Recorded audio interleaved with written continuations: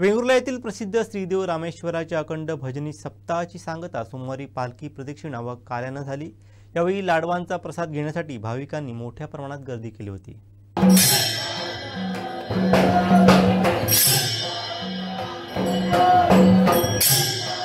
सोमवार दिनांक 22 जुलैपासून वेंगुर्ला येथील ग्रामदैवत श्रीदेव रामेश्वराच्या अखंड भजनी सप्ताहाला सुरुवात झाली होती। सप्ताह कालावधीत मंदिरात अष्टप्रहर भजनांबरोबरच निमंत्रितांची संगीत व वारकरी भजने संपन्न झाली। रामेश्वर मंदिरात शंकराचा हंस अवतार तर राम मंदिरात वराह यावर देखावे साकारण्यात आले। स्थानिक कलाकारांनी उत्कृष्ट रांगोळ्याही साकारल्या। यात शालेय मुलांचा सहभाग विशेष होता। रविवारी रात्री दाबोली नाका ते रामेश्वर मंदिरापर्यंत ज्ञानोबा तुकारामच्या जयघोषात दिंडी कार्यक्रम संपन्न झाला।